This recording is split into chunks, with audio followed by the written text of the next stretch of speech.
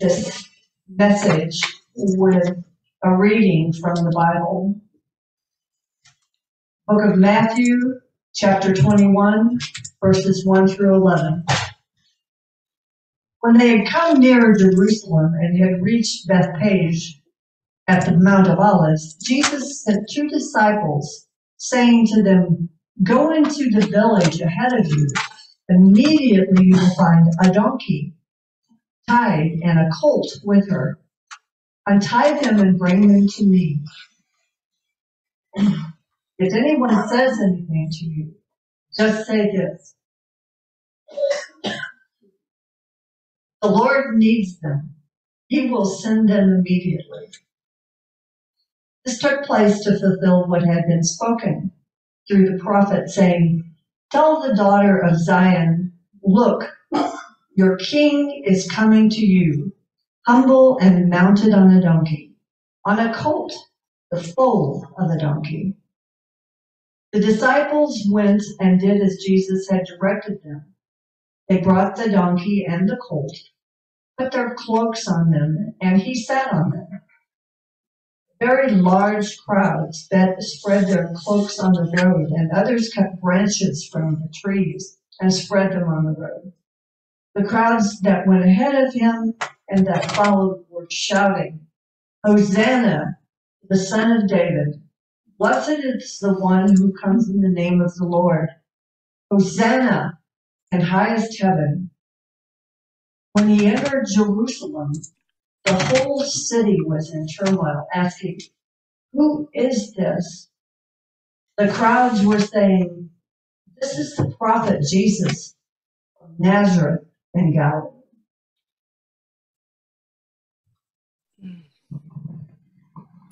Good morning. Good morning. This is great to be here. You've heard the story. You've heard the story a few times this morning, haven't you? The daily word, the Lent reading, and now thank you, Reverend Donna, for reading it again from the Gospel of Matthew. It's such an interesting and wonderful story. You are hearing me, yes? Yes. Okay, great. That's great. Okay, and just a little hint, that was my husband, Reverend Hal Milton, who came on and figured out how to mute himself. How to mute his video. It's this is such an interesting way to interact, isn't it? I mean, I guess you're seeing me on a big screen. I'm seeing me on a small screen and a couple of you. So I just know that the masses are listening, whether at home or in the sanctuary or later in the week. So it's just great to share this message. I'm really excited to speak this morning. And thank you, Reverend Larry Schelling, and all of you for inviting me. This is my absolute favorite Sunday of the year to speak, because it's full of anticipation and expectation. This palm-strewn path, this journey from Bethlehem up to Jerusalem. So much happens in this transition. There's something so wonderful about transitions and how they move in us and within us. And again, you've heard the scripture this morning. You probably know it well. I mean, there's so many different ways to look at it. We know that today is the beginning in the Christian calendar of Holy Week, or Passion Week, they call it. And Christian faiths, communities hold many events and celebrations that mark these events in the last week of the earthly life of Jesus of Nazareth. And in Unity, too, we revere these holy days. We provide services also to honor them. And but we like to look at these experiences that are written down, that we read, that we hear, as meaningful aspects of our lives in the here and now. And so we not only look at these events of long ago prefaced in this New Testament, this Christian Bible, as simply occurring in some distant history, but also for the meaning for us right now. Now, what you know, probably remember, is the reason that Jesus was going into Jerusalem was, like any good Jewish student teacher, he was a teacher, a rabbi, is he was going on his way into the city to celebrate the Passover. And because of the way calendars work, Passover and Easter don't always come together. Holy Week, Palm Sunday, Easter. Passover, but this week actually it begins on next Friday night at sundown. And Passover is a reconstruction ceremony, ritual of that journey out of the slavery of Egypt to the promised land.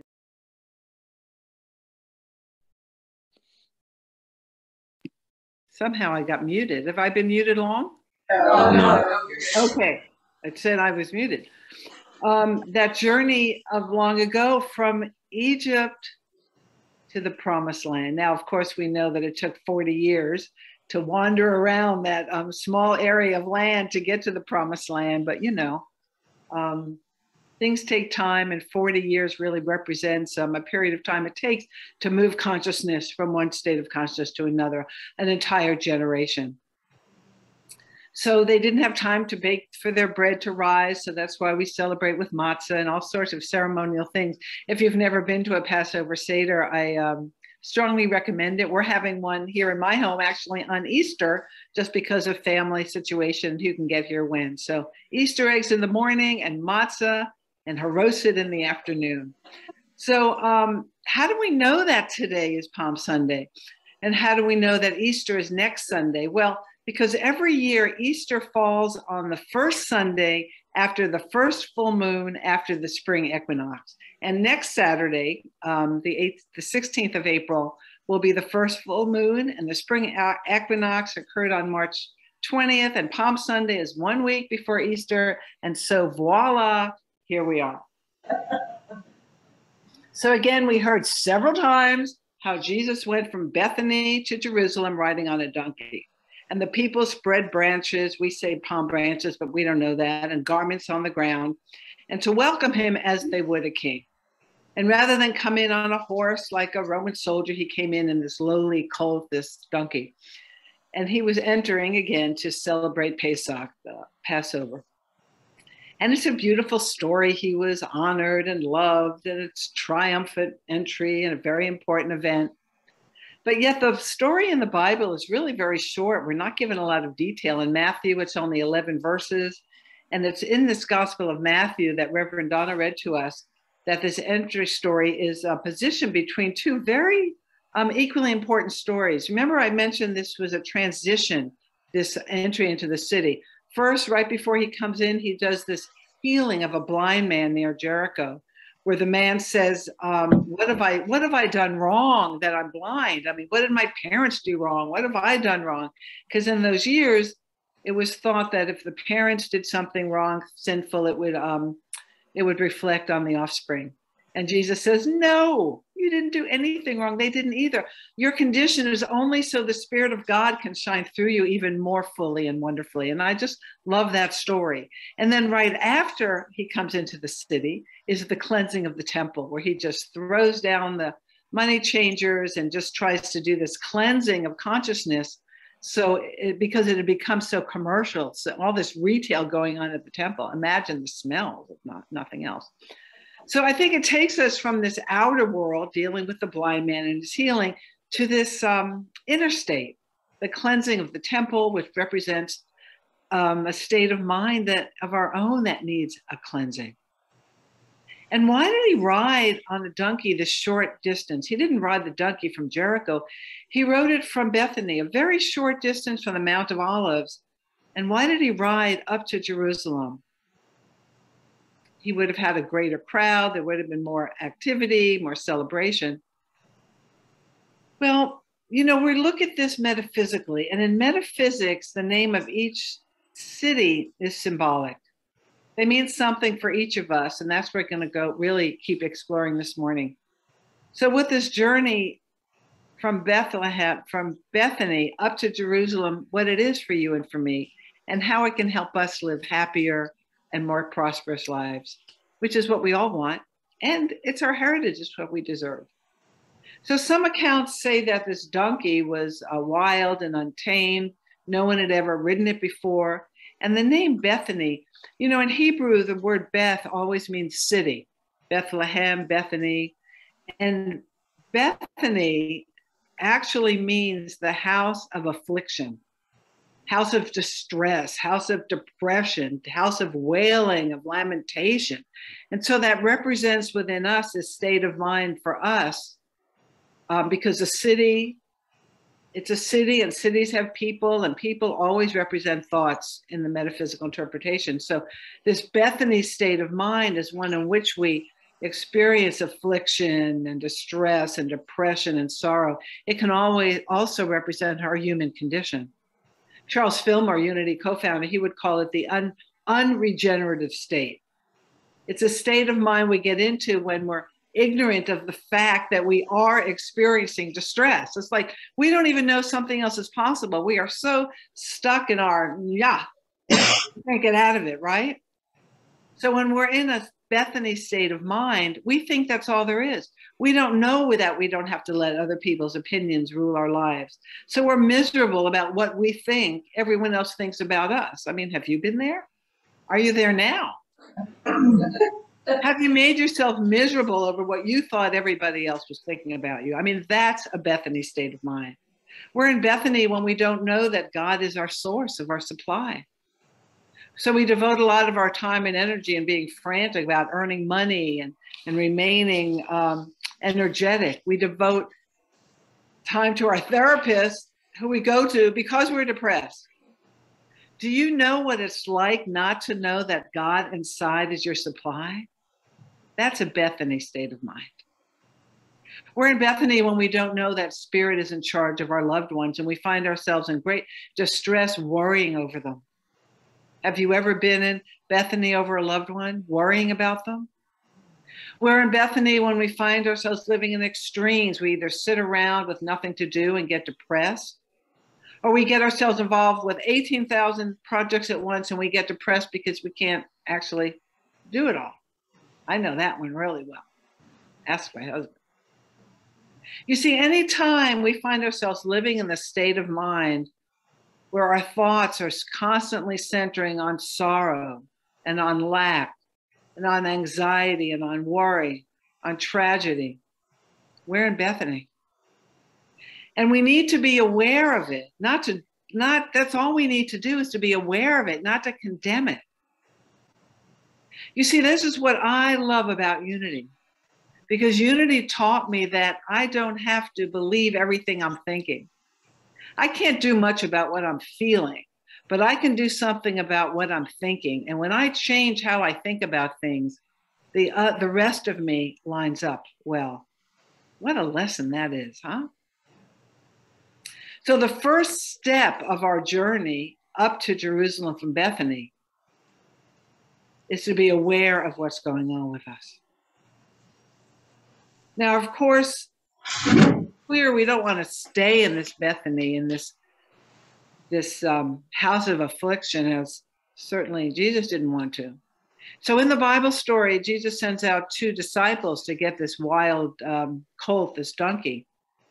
And Jesus represents, of course, for us, that spiritual power, the power greater than ourselves, that Christ energy living within each one of us.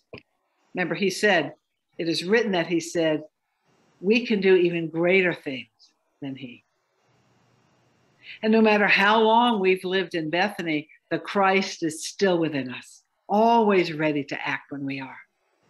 So we may be getting ready to act, to change our thinking by our spiritual practices. We're praying, we're meditating, we're reading uplifting literature, we're attending events like you're having at Unity this week. We may be getting ready to act by listening to something a teacher or a minister says from the pulpit. We're willing to change, and the disciples are sent out. These 2 disciples, I like to think they're Matthew and Simon. In other words, the powers of will and the power of zeal. I like to think those are the ones that send out our power and our zeal and our will. And the wild donkeys, those are our wild, undisciplined thoughts, that monkey mind. I mean, they just go berserk, don't they? All those little monkeys and donkeys in our minds that just make up you know what and just take us off in all kinds of directions that's not really useful for us. Think of those times you've been in Bethany, the times when you've been in your greatest distress. I mean, were your thoughts calm and cool and connected and logical? No, they were crazy, disjointed, out of control. That's the donkey in the story. That's the wild beast. That's the cult. That's what it represents, that feeling. And the wild donkey comes with the disciples who represent the power of the Christ, the will and the zeal. Because you see, this Christ in us, this spirit in us, can do for us what we can't do for ourselves. So it's for us to say, I let go. I let go of my human trying and my human struggling, and I let the Christ be in charge of me now to guide me. God is in charge. We choose our positive affirmation and we stay with it. And that's how the Christ of us, the God of us, the Spirit of us, mounts this donkey and takes control of these wild thoughts. It's the power greater than ourselves that brings us out of Bethany, out of distress, out of chaos as a result of our decision to allow it. I've been living this story all week. I mean, probably my whole life, but knowing that I'd be sharing it with you. And I was so excited because, I mean, it's just this anticipation of what's coming and all the healings and the wonder that happens that ends up at the other end with a resurrection. Yes, there's some crazy, crappy stuff that happens during the week, but at the end, we are all lifted up. And so we're on our way out of Bethany to where? To Jerusalem, up to Jerusalem. And the palm branches, well, it doesn't say that, but I'd like to think of them as victory over these false negative states of mind, as well as the garments, the clothing and the cloaks that people put down for them to ride over, those old attitudes that just need to be stomped away. And what then is Jerusalem? It means the city of peace, abode of prosperity, dwelling place of peace, vision of peace, foundation of peace. And so, of course, it represents the corresponding states of mind within us, the mind of peace, the mind of harmony, the consciousness of prosperity. That knowing that you know, that you know, that you know, and that there's not a whole lot you have to do except to let go and surrender, the hardest thing of all. Because we made that decision back in Bethany, a decision to turn our will and our lives over to Spirit. That God, that Spirit leads us, in other words, to Jerusalem. I mean, have you ever been in a state of distress and you choose to stick with spiritual principle to come up to Jerusalem? As hard as it is, as painful as it can be, as illogical as it may seem, that no matter what was going on around you, you knew that you were on track, that God is your source, that Spirit connects you to all. And you come into this experience of relief, of peace. See, I believe that's what that triumphant entry into the holy city is about, that palm-strewn path, that well-traveled path. Because we did it consciously. It's not an accident. We choose to change our thoughts and attitudes about something, and that alone is the first step to get out of Bethany. When we make that choice to do it God's way and not our way, it's like we open a door for the Christ in us to take control of these raging thoughts of the donkey and allow this transformed energy to carry us all the way up to Jerusalem, to peace, to trust, to prosperity on all levels, in health, in relationships, in knowing. And it's a relief, isn't it? I mean, it's a joy. It's my journey. It's your journey. Because every time we lift ourselves up, we lift up the race consciousness of the planet. And there's ever been a time in our lifetimes that that's needed, whether it's for the climate, the wars, the discord between people that used to respect each other, the things that are said and felt and created out of who knows what, not out of God thoughts, I believe. It's out of fear. It's out of control. It's out of power, but not this power, but ego power. It's written in the Gospel of John, when I am lifted up from the earth, I will draw all men to myself. That's the gift. And it happens to every one of us over and over and over.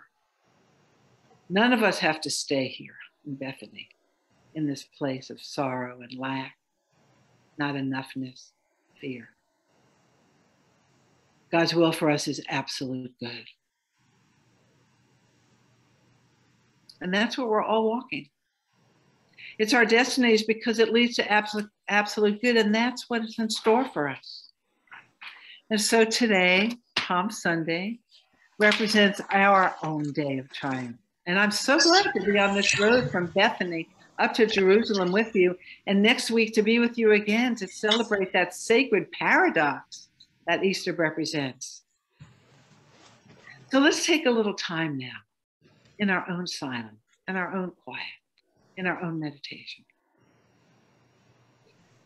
And so I'm going to take a deep breath. I've just been so excited. I've just been coming out of here. I want to come back in here to my inner knowing, which is where my voice comes from as much as I allow that.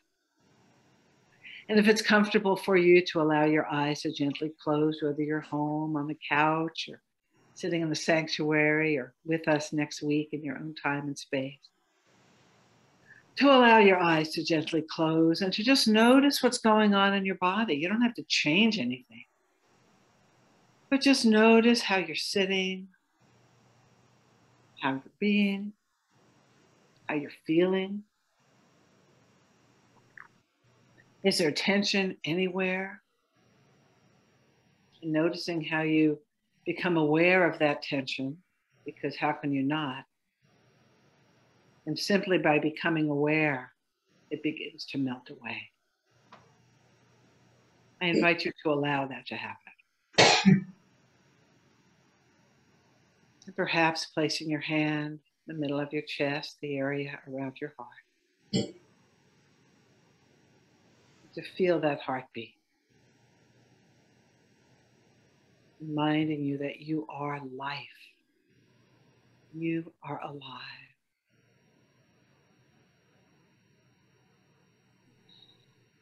Full and deep breaths. Take 3 of them with full deep exhalations consciously. Even make a little sound as you exhale.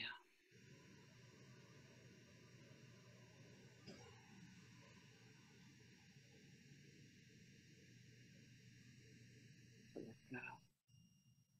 To let go and let go.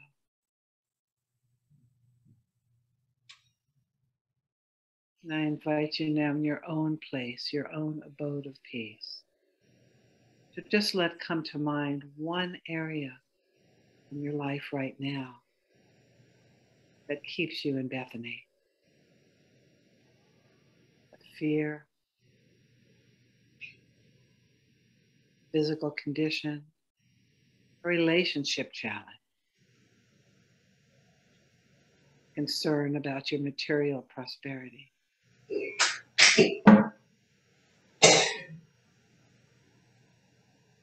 And in your mind's eye, allow yourself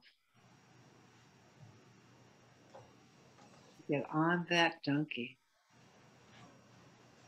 and to ride through the city gates on your way up to Jerusalem. And as you dismount, feel the peace of the moment,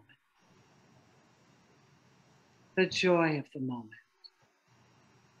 And even though we're moving through this kind of quickly, in an instant, you can know and live in the truth of who you are. I'm going to allow us now to just have a few moments in the silence, in the silence, in the silence.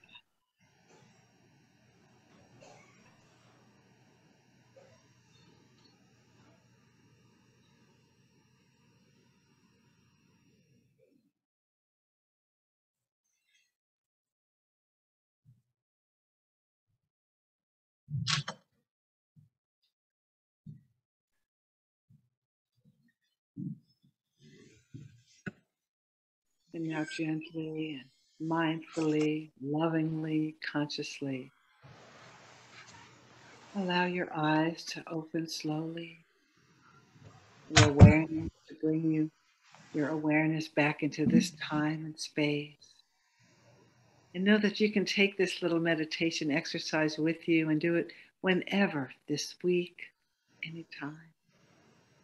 Because remember, I know, as you do, that you are the Christ of God in expression, that you are a spiritual being, that can never be taken away from you, and that you can never, ever, ever do anything so horrid that would take that away from you. And so go forward and do good and love and embrace and eat good food and have good friends and move freely and dance. All is well. And I say shalom, namaste, and so be it.